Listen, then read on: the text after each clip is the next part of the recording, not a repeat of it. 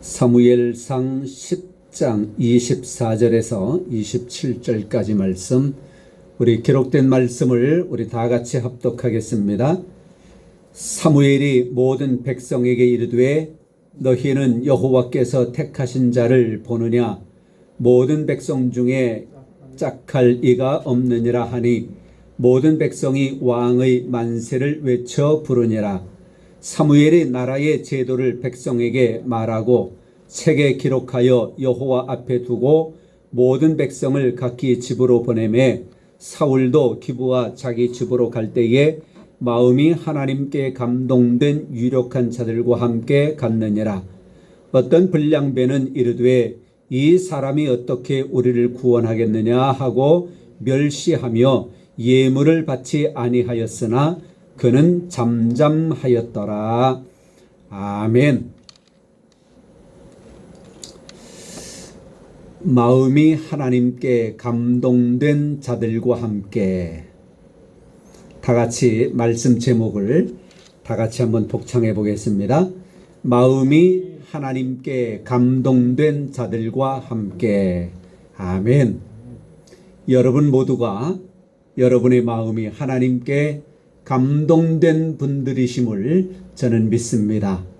또한 앞으로 살아가는 날 동안도 이것이 계속 지속되기를 주님의 이름으로 축원을 합니다.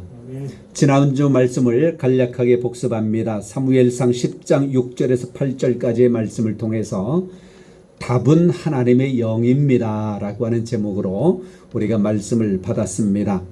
사울에게 여호와의 영이 크게 임하면 사울이 예언하고 변하여 새 사람이 될 것을 사무엘이 예언을 했고요.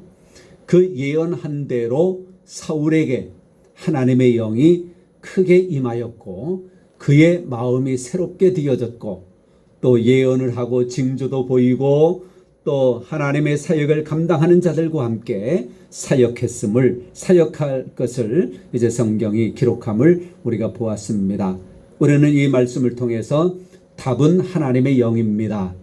우리에게도 하나님의 영이 크게 임하면 우리도 하나님의 사람으로 하나님의 사역을 감당할 수 있다라고 하는 말씀을 우리가 받았습니다. 오늘 말씀은 이제 오늘 우리가 본문의 말씀을 통해서 마음이 하나님께 감동된 자들과 함께라고 하는 제목으로 우리가 말씀을 받겠습니다. 성경을 자세히 한번 살펴보려고 합니다. 24절을 보면 그리 말합니다. 사무엘이 모든 백성에게 이르되 너희는 여호와께서 택하신 자를 보느냐. 백성들이 왕을 요구했잖아요. 그래서 이제 사무엘을 택하여 사무엘을 백성들 앞에 보이면서 이렇게 말하는 겁니다. 여호와께서 택하신 자를 보느냐. 백성들의 요구에 의하여 택해진 사람 사울인데 사무엘은 너희가 요구한 사람을 보느냐, 너희가 원하는 사람을 보느냐 라고 말하지 아니하고 여호와께서 택하신 자를 보느냐 라고 말합니다. 이 사람은 너희들의 요구에 의하여 세워졌지만 이 사울은 분명히 하나님께서 택한 자라고 하는 것을 백성들 앞에 선언하고 있습니다. 그런데 뒤에 이어지는 말씀 보니까 모든 백성 중에 짝할 리가 없느니라, 짝할 리가 없느니라 라고 말씀을 해요. 이것은 함께한다, 투게더, 함께한다라고 하는 그 말씀이 아니라요. 그 위에 23절의 말씀을 보면 우리가 알 수가 있을 터인데 23절에 그렇게 말해요. 그들이 달려가서 거기서 그를 데려오며 사울을 데려오는 거예요. 그가 백성 중에 선이 백성들 가운데 서 있는 거예요. 선이 다른 사람보다 어깨 위만큼 컸더라. 와, 다른 사람들보다 어깨 위만큼 키가 큰 거예요. 키만 컸을까요? 아니에요. 백성들이 요구하는 것은 뭡니까? 다른 나라들처럼 우리에게도 왕을 세워 우리 그 왕으로 하여금 우리를 다스리게 하고 전쟁에 나가 우리의 전쟁을 하게 하십시오. 그것이거든요. 그러니까 이 백성들의 요구는 우리와 보다 더 다른, 우리를 지도할 만한 리더십도 가지고 능력도 있는 사람, 그리고 전쟁터에 나가면 다른 사람들보다 덩치가 커가지고 말이지요. 보기만 해도 그냥 겁에 질릴 정도의 그런 사람. 블레셋에 누가 있었습니까? 골리앗이 있었잖아요. 그래서 한번 골리앗이 외치니까 이스라엘 군사들이 다 바위 뒤에 산에 다 숨어버리고 말았잖아요. 그럴 만한 사람을 백성들은 요구했던 거예요. 그런데 사울이 다른 백성들보다 어깨 위만큼 큰 거예요. 그런데 그 사람을 누가 택했어요? 하나님이 택한 사람이다 라고 하는 것입니다. 그래서 모든 백성 중에 짝할 리가 없다라고 하는 이 말씀, 짝하다라고 하는 이 말씀은 바로 그런 말씀입니다. 모든 백성이 왕의 만세를 부르게 되어지는데 인간의 시각은 이런 외모치상주의적인 모습이에요. 외모치상주의적인 모습. 그에게 세상 사람들보다 훨씬 뛰어난 그런 외모적으로 말이지요. 그런 사람이었습니다. 그러나 하나님의 시각은 하나님이 택하는 것이지요. 그 사람이 어떤 사람입니까?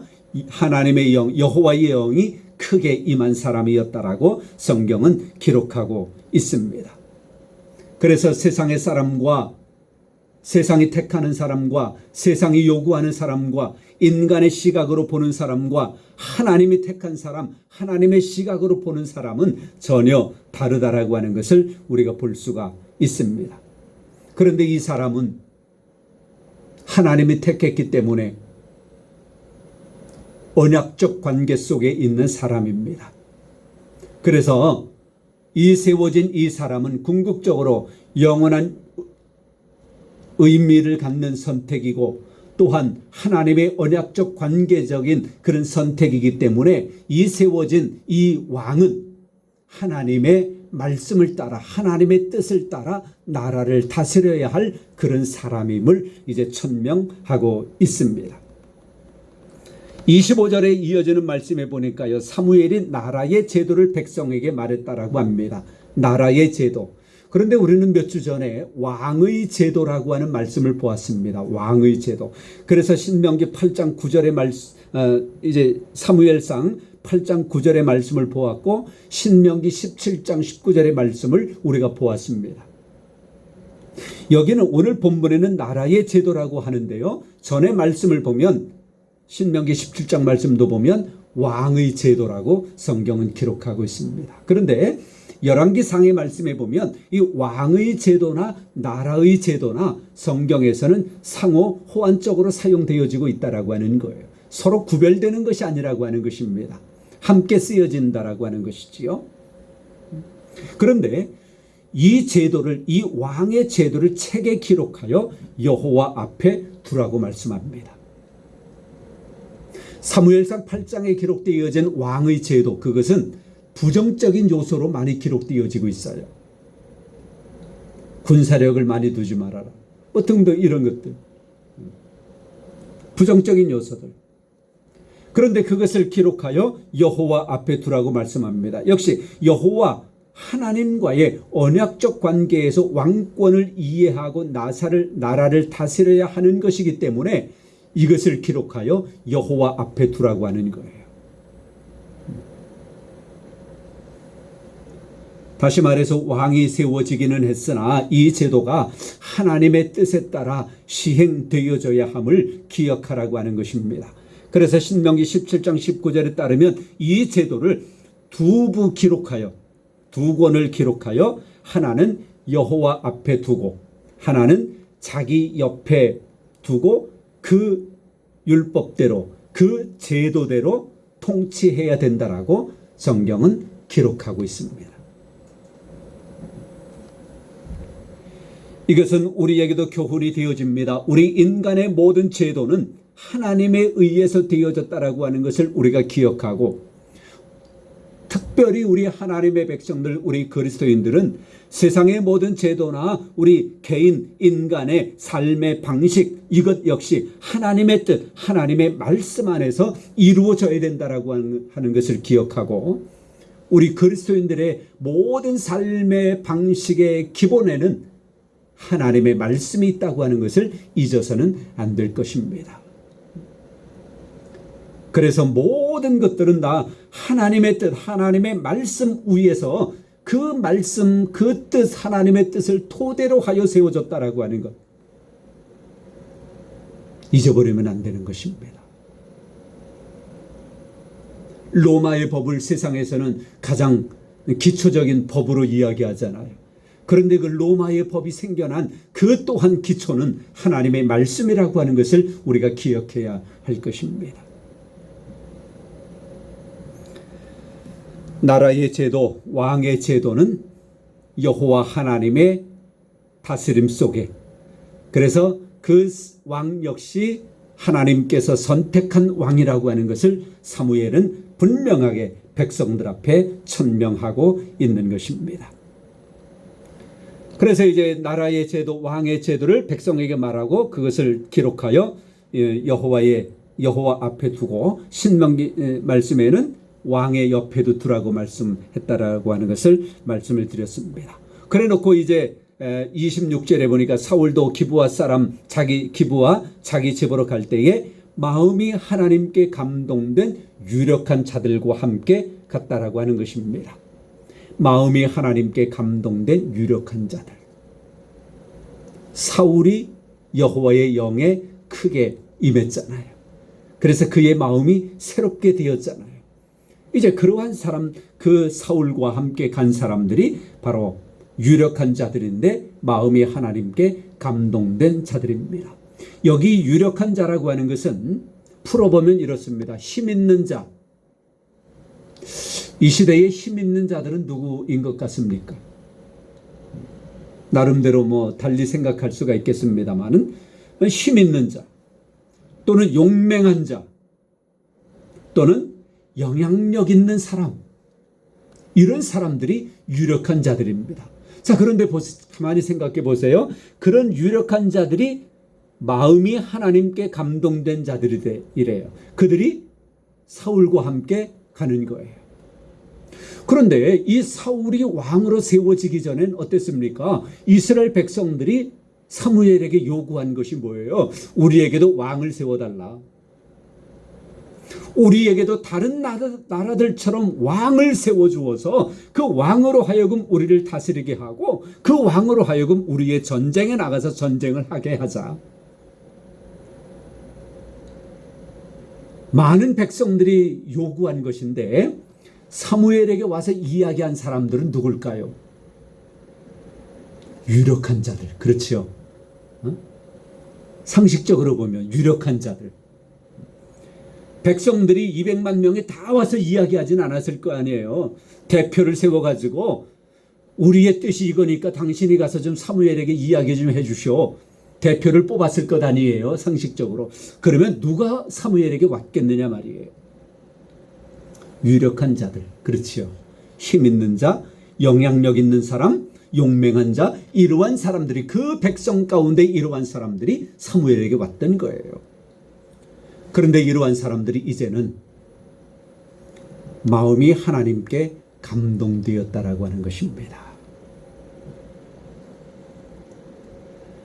세상의 이치로 볼 때에 유력하고 영향력 있고 용맹하고 힘 있는 자들, 세상의 이치로 볼 때에 세상 일을 감당할 수 있지만 여호와 하나님의 영이 임하지 아니하고 그 마음이 하나님께 감동되지 아니하면 아무리 유력한 자라 하여도 그 사람은 하나님의 일을 감당할 수 없다라고 하는 것을 우리는 알 수가 있습니다. 반대로 하나님의 사역을 감당하고 하나님의 백성이 되려면 어떤 사람이어야 합니까?